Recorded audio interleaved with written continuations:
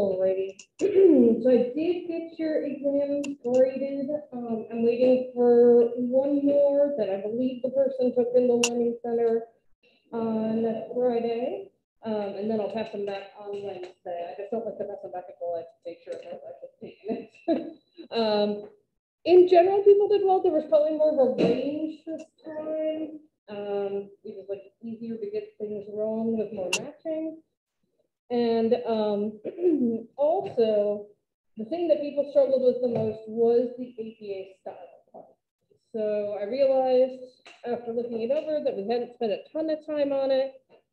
So I figured today we'd go over how to do the references again.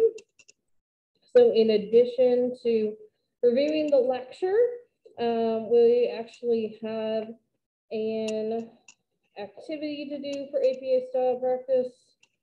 If there's this many people here, we'll see. Hopefully some other people will show up late, but it might not be. I might only go over a couple of them instead of all the ones I planned to. Let's put it that way. All righty. So let me go ahead and present from this slide. And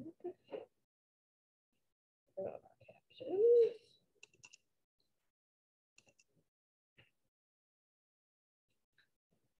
Okie dokie. So, and the reason we're kind of dwelling on this in this class is that this is really the intro to the major class. So if you are gonna stay a psych major, this is a really good skill to know, regardless of whether or not you ever end up going to grad school. For example, if you work for a nonprofit, you'll probably have to write grants. And for those grants, you'll have to cite things, and often they want them in APA style.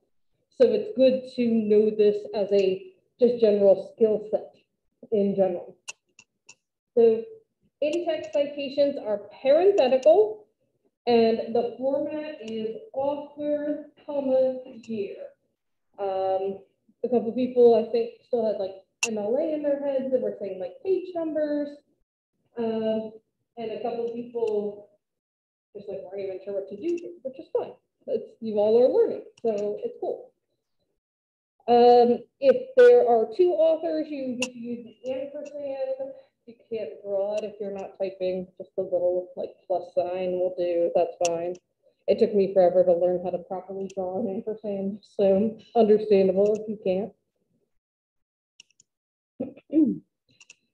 If there are 3 or more authors, then you will just say et al. Et al is a fancy Latin abbreviation for pretty much and everybody else. So, you know, you can have a giant list of authors, and it can end up, you know, just being et al. It saves a lot of money, and for making time is money, it saves time. I guess in theory, it could save money if you ever had to pay per word. Saves a lot of space in your manuscript, and it's also just really efficient. This used to be much more complicated in earlier versions of APA. I'm actually fairly pleased that they made it this easy, rather than having to figure out how many authors after 2. So anytime you have more than 2 authors, when you're doing the in-text citation, you just revert to doing the et al. Okay? And that is whether you are saying like lady et al. Said, and then you put the date in parentheses, or whether you like say a giant explanation, and then you say lady et al. At the end of the sentence. I actually really like, I forget who it was, but somebody on the test actually like put like, you would say something and then the citation, and I was like that. Yes, that's accurate, right? So good job.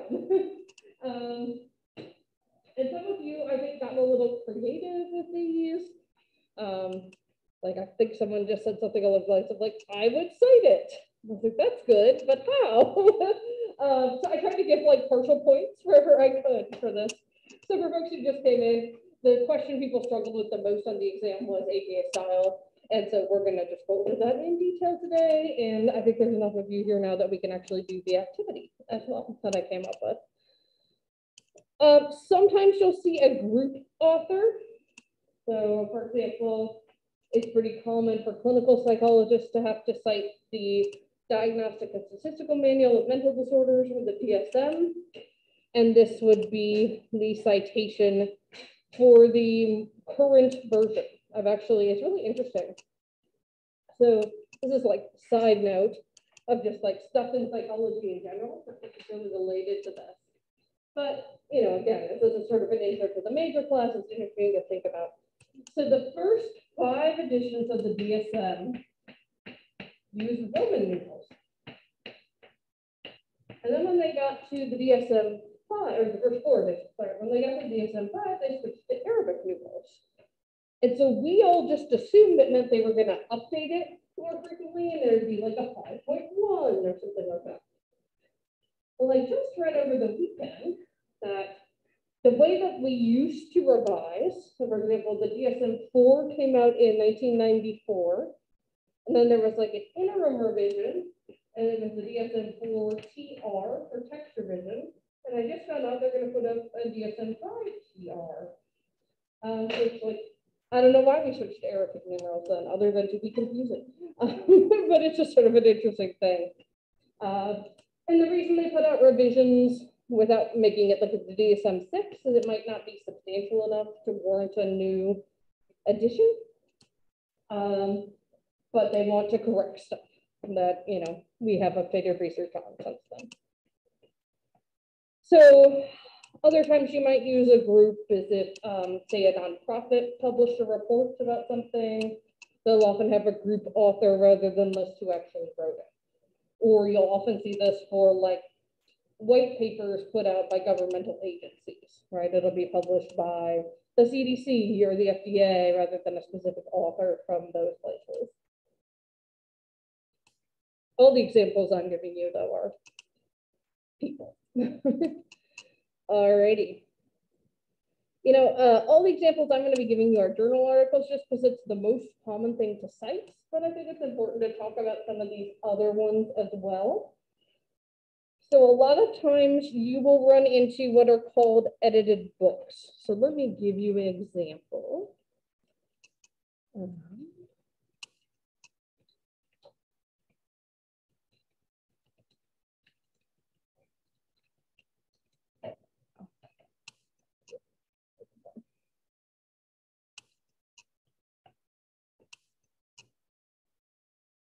Trying to find one where I can find the table of contents. Yeah.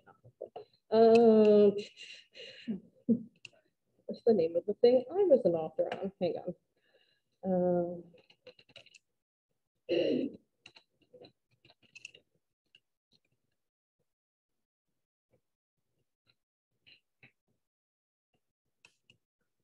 Here we go. A handbook of eating disorders. You'll have a lot of like handbooks or things like that. Okay. And so what you'll see is that the overall book will be edited by some folks. So in this case, 2 of my undergraduate professors, Linda Smollett and Michael Levine. But then what you're probably going to be citing is just one chapter, right? So let's say you were really interested in how we diagnose anorexia nervosa. So you would actually cite these authors rather than the authors of the whole textbook, because the way that these edited volumes work is that the editors don't write anything that their name's not on. So like these editors did write like an introduction to the book, for example, right here. But typically, that's all they'll write, maybe an intro and a conclusion. The rest of the chapters are authored by individual authors. So if you were to cite the editors, it's actually inaccurate. The editors went through and like copy edited or gave suggestions, but they didn't write it. The people who are listed as the authors of that chapter are. It's kind of like when we look at journal articles, right? Like the whole journal is edited by someone, but the individual articles are written by the people whose names show up when you pull up the article, right? So that is a little bit different. So let's say we were going to cite this chapter on anorexia nervosa. We would be citing Gray et al. And I believe this book came out in 2015. Yep, 2015. So Gray et al., 2015. So again, a little counterintuitive because we think, look, we just cite the authors of the book. In this case, they're really just editors, right? They're kind of just putting everything together rather than actually writing the whole thing. Yeah. That's a weird thing in academia that you don't necessarily see anywhere else. I think the only other place that you would see it that you might have run into it is if you like check out a book of like short stories, right? Like each short story might be written by a different author.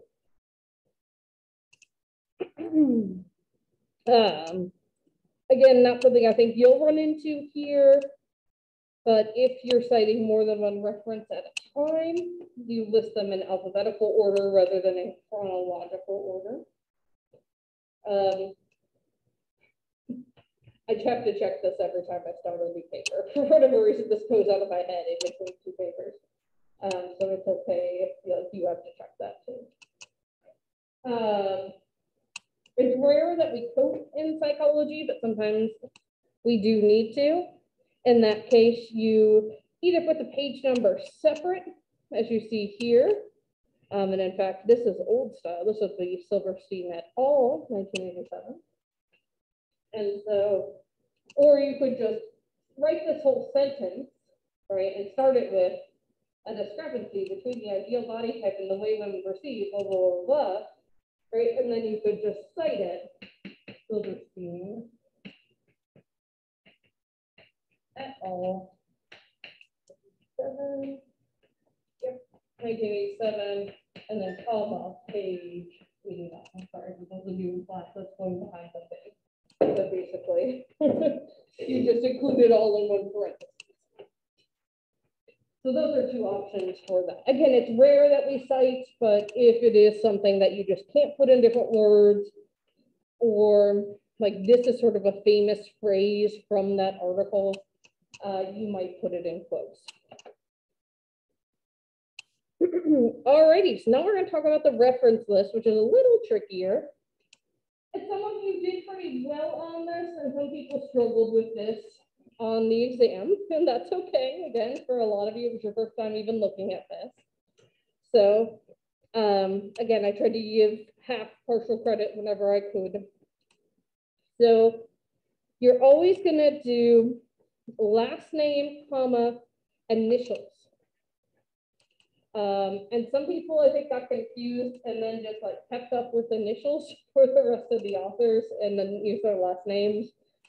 But it's last name, initials, comma, last name, initials, comma, last name, initials, comma.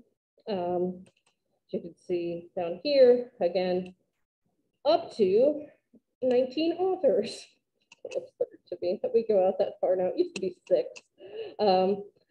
But we're given those 17th authors their due. Okay, so that's where a lot of people get tripped up again because it feels different than some of the other styles you may have learned, right? So it's last name, comma, initials. And sometimes people will use both their initials, right? So like I publish as Karen A. Myers. And then some people will only use one. So for example, for this one, because our neuropsych professor published with just his first initial, he had the rest of us publish with just our first initial. So, and you might have a mix in your list of authors. You might have some authors who you only use their first name, that's a middle initial, and you just take that from what's on the page. And I'll show you that. I have some examples we're going to walk through together today. Then you write out the title of the author, or the article, after the year. Helps if we put the year. And the year is the year of publication. So I unintentionally on the exam had sort of a tricky year where the people like first submitted it, I think, in 2015, but it was actually published in 2016. More and more that's happening, especially with like advanced online publication. So you always want to make sure, like, look at what year is listed with the journal and issue number, look at what year it was copywritten, and that's the year when it was published. Okay, so you do year, and then the first word of the title is capitalized. Everything else is all lowercase unless there's like a proper noun, obviously. And then if there's a colon, or sometimes you'll see like a question mark and then it continues, then the first letter of the first word after the colon is also capitalized, but not anything of the rest. Then you have the name of the journal, and this should be italicized. Not sure why it's not there. Here, look at this one. This one's right. So, body image, comma, the volume number and issue number, then the page numbers, and then that DOI link. And really interestingly, previous editions, when DOIs first came out, you just literally wrote DOI colon and just included the actual DOI. Now the convention in APA is to actually just include that entire link. The idea behind DOIs, or digital object identifiers, is that we can now make the reference lists of publications linkable. And so if you click on the DOI for that publication, it will take you to that, usually the publisher's page for it. And if it's accessible, you can then just download it and read that one that the authors of this one were referencing. It can be a really nice way to like snowball into finding other sources. So as you can see, if there are two authors, you just put the ampersand, so last name, comma, initials, and last name, comma, initials. If you got a whole bunch, you just list them all out.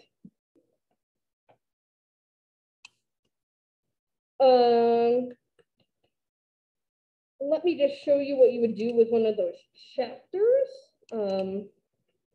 Again, I don't know that you'll run into one for this class, but just because we talked about it already, I want to show you how to do a reference.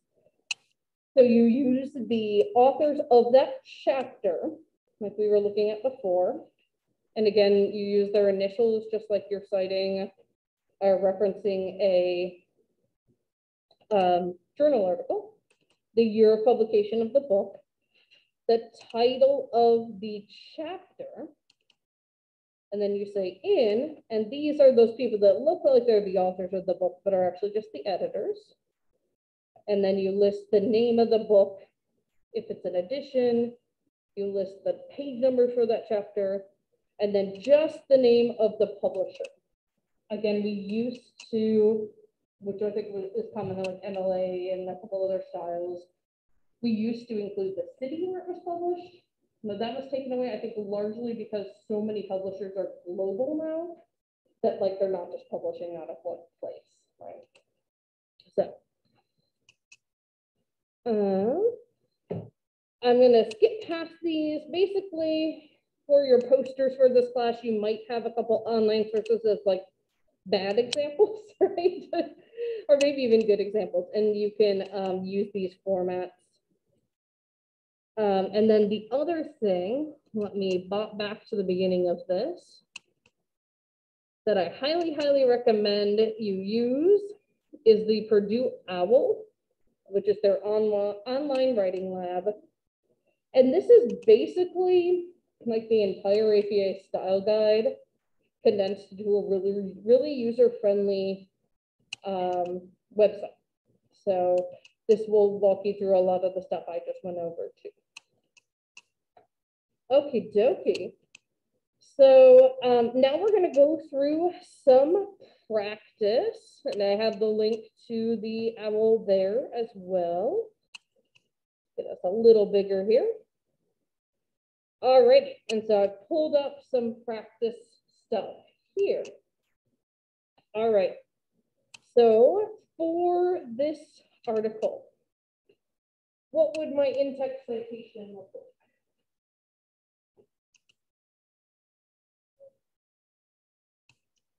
Someone just freaked out. It's okay. It's okay. Well, what's the last name of the first author? I'll just start there. You got it. So it'd be Chandler. And then there's more than two authors, so you would just say et al. And then what year are we working with here? You got it. This one we have years in two different places, but they match. So that's helpful. Like I said, it doesn't always happen. All righty. So if we're doing the reference, we know we start with Chandler, right? Because she's our first author. Then what do we put after her last name? You got it. Yay. Okay. Then Rosenzweig. That's a great name. Okay. C. All right. We're going to keep using their initials. Moss. And I liked this one because you have one person who's using their middle initial. Okay. In that case, you have Moss, comma, A.J. Robinson, J. and Littman, L. See, I'm having a second.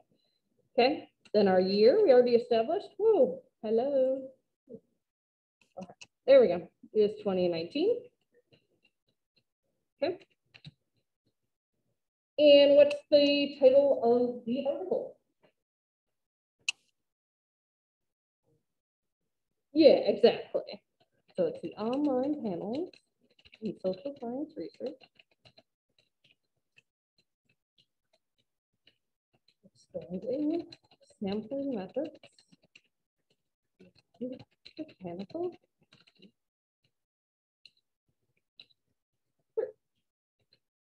Okay. And what is the title of the journal?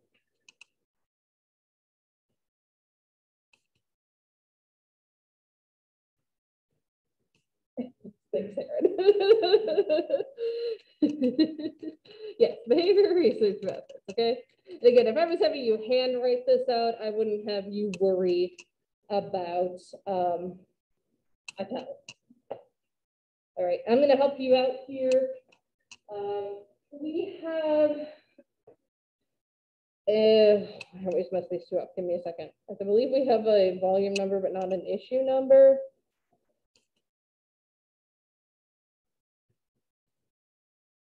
Yes, we have a volume number, but not an issue number. That's okay. In that case, we just don't include the issue number because it doesn't exist. Okay. And then our page numbers are here, 2022 to 2038. Okay. Then https://doi.org.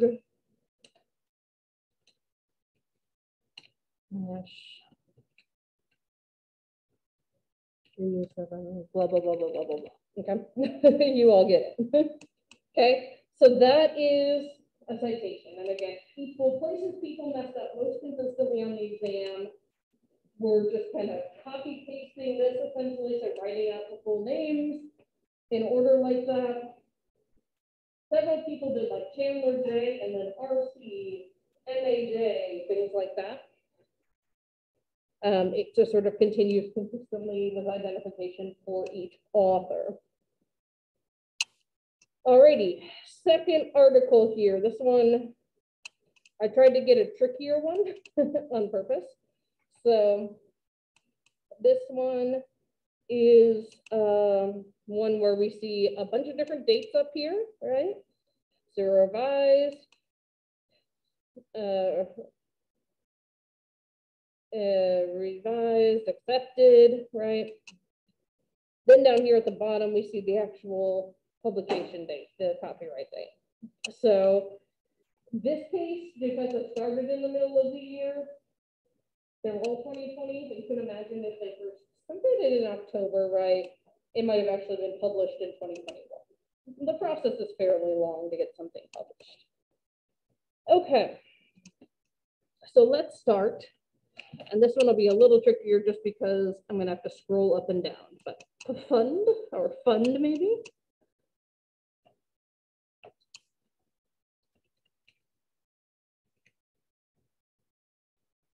Let me make sure I did that right. Yep. All right, so we got the fund et al. 2020. What?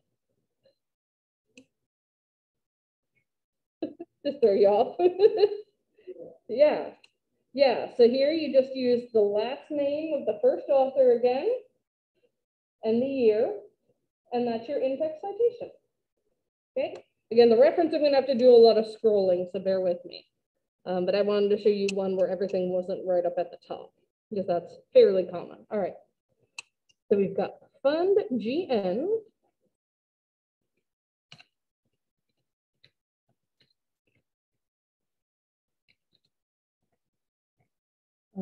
Hill PL.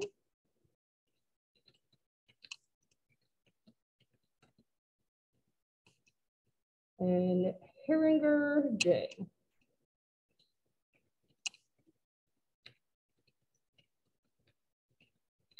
And yes, this is 2020. Okay. And again, here's a nice example. Two of the authors use their middle initial, one doesn't. That's okay, right? You just sort of continue the list. So video chatting and appearance satisfaction during COVID-19.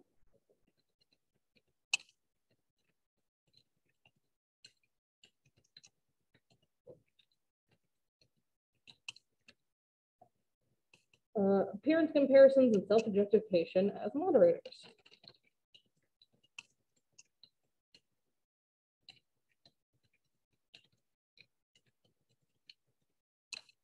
Okay.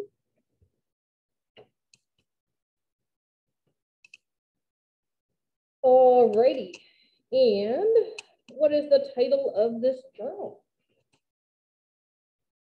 It may be hard to read because it's a little blurry, but do you think it is this thing or that thing? A or B? Who thinks A? Couple? Who thinks B? Couple. Okay, so it is A. B is the name of the publisher of the journal. And it's one of those giant companies that we talked about that makes like billions of dollars a year and still charges us $39 to download a PDF. Right? I mean, I guess that's how they make billions of dollars a year. So the International Journal of Eating Disorders. And if you're not sure, you can always kind of scroll down to the bottom and it might give you a hint here too. So here's like the abbreviation for the journal. And interestingly, this journal has changed its formatting in the past year or two. Used to be, this is one of the weirdest ones because the name of the journal and everything else would actually be like with the abstract. It was like one of the hardest ones to find and cite. Okay.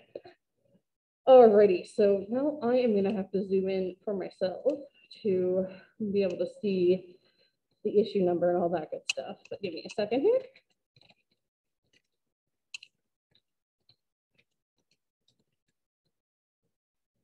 Okay, so it looks like we've got volume 202.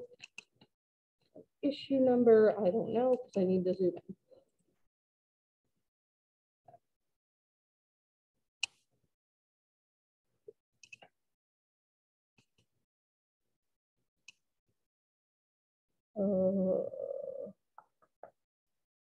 Looks like, let's say 5. I don't actually know. Normally this would be a lot easier to read, so we're good. Actually, real quick, just to make sure I'm being accurate, I can go pull the article.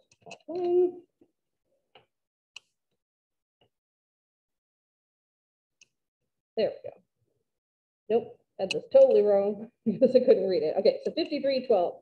And that's something that's really nice too. You can always like Google the name of the article if you're not sure. And oftentimes PubMed or the original journal will have all the stuff you need right here, which is really nice. So volume 53, issue 12.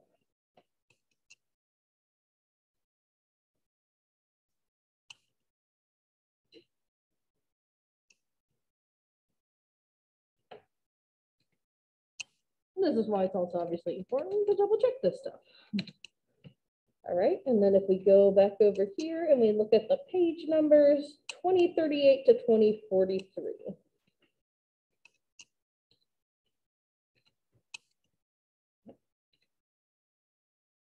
And then if we're not typing it out, if we are not writing it out by hand, then we can actually copy paste the DOI, which is always really helpful. And if it doesn't have the website, if it only lists the DOI, it's just doi.org. So then you can just do that. And just to show you like why these DOIs are so helpful, if I click it, it will take me to the journal's webpage with all this info. And again, if it is available, then you could just download it. So in this case, this one is, so I can just go right to the PDF, which is cool.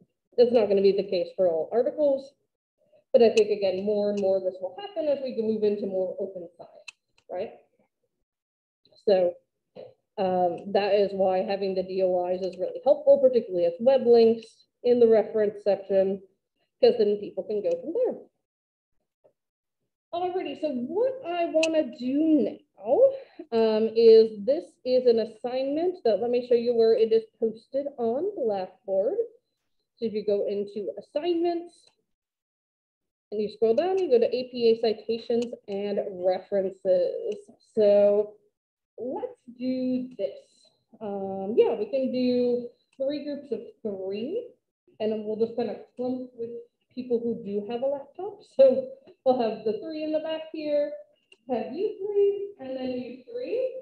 So you can be group 1, group 2, group 3. People online, you're going to be group 4. And so if you click into Blackboard and open the document, and I'm going to throw it in the chat for our online folks. There's a link to this document I was just working on, and you'll see each group has a article thing, right, to try to figure out your citation and your reference bar. So online people, you are group 4. I'm going to go ahead and put you in a breakout room together so that you can work without me talking at you. And let me go ahead and do that. And I think this should maybe take you 5 to 7 minutes, so I'll do 7. And then folks who are in here, you can go ahead and just kind of clump together and start working on your group's examples. And then I will do number 5, since we don't have enough people for a group 5.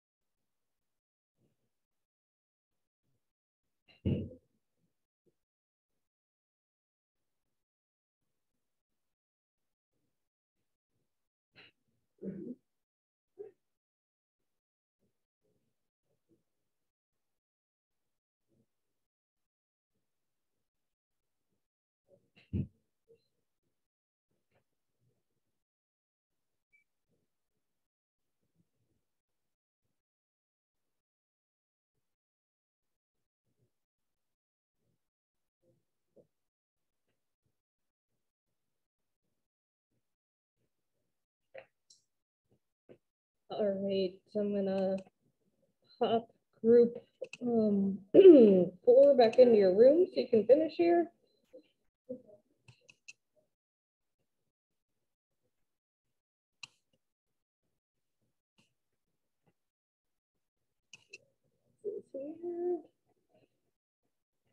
Like other folks did great, that's awesome. Y'all still taking, that's also awesome.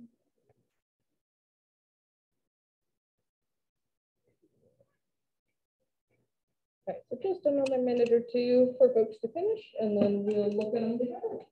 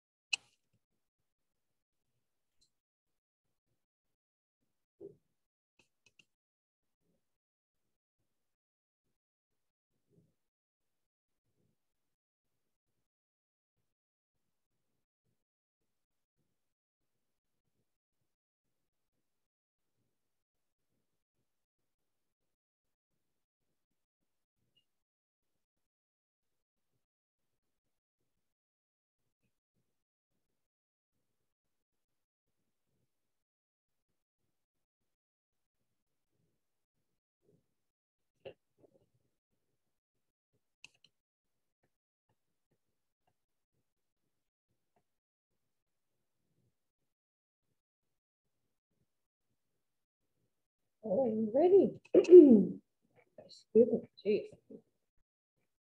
So I know a couple groups are still working a little bit. That's okay. I am going to bring back our online folks, and I'll actually have them start if they're comfortable with that. I'll wait till they're actually back to ask them this.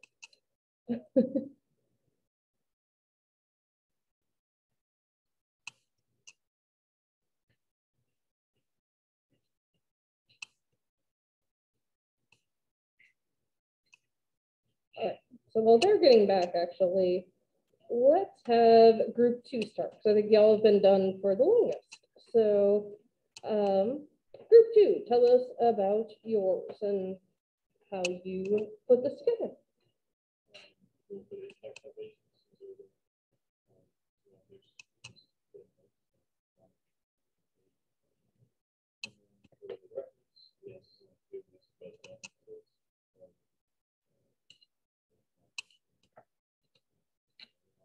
Yep.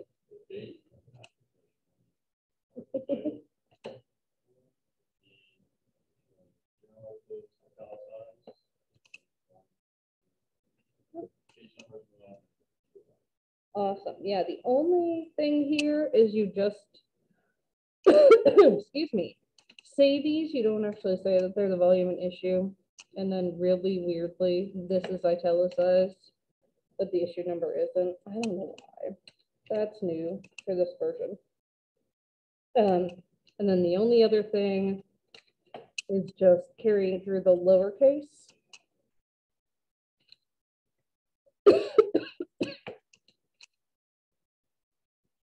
except for this is the name of a scale, so that stays capital.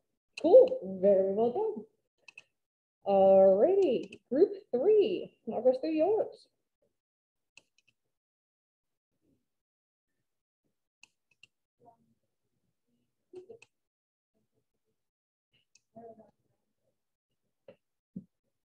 Yeah. Yeah, and actually for the in-text, you just use last names. But you had it right, just that.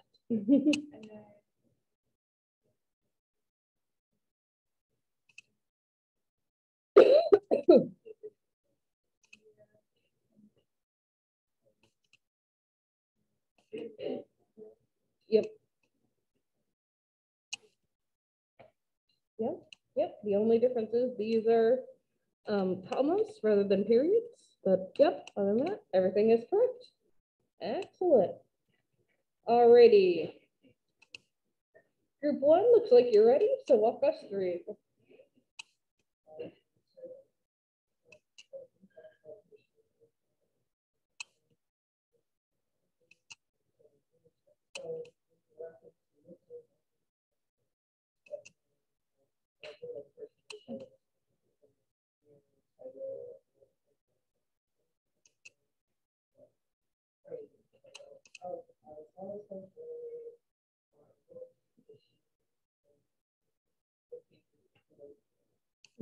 Yeah, only a couple small things here.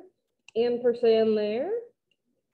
And same thing as the other group where you continue the lowercase throughout, which just feels weird, right? It feels like, but wait, it's the title of something. Yeah, it gets me every time. It's okay.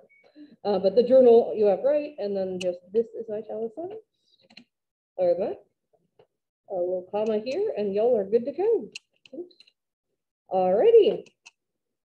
Online group 4, walk us through yours.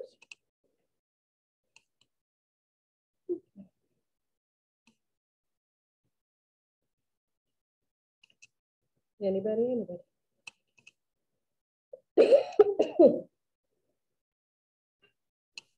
What exactly do you want us to do? Just tell us about how you came about saying it this way, basically, and walk us through how you did it. So first, I went and obviously went for the authors or contributors, and I saw the Ray Acid Hoskin underneath the title, and that was an obvious hint as to who the authors were. And then went for the publication or last edited, and then they have on the side they have the received, accepted, and published is the last one. So we went with that. And then obviously the title is pretty standout, so it wasn't hard to find that. And for the website, I kind of assumed that Cogent Social Sciences was the website because it doesn't really say. Yeah, that's the name of the journal. You're right there, basically. Okay. Yep. Yeah. Nah. There is a volume number. It's just the 3 that's up there. Oh, okay. I wasn't sure what that was. But and then I put the DOI because it was on there. I like calling it the DOI, actually. I think I'm going to use that for now on. Yeah, the other thing is you kind of mixed up your italicizing here, but that's all right. Just fix that. There you go. And then this would just be the actual year. And then here, you just bring it down to initials. But other than that, spot on. Alrighty. Thank y'all. Hopefully this was helpful in figuring out how to do this. So we'll dive into the perusal that we're supposed to be doing today on Wednesday. So make sure if you haven't looked at it yet, you give yourself a chance to do that between now and then.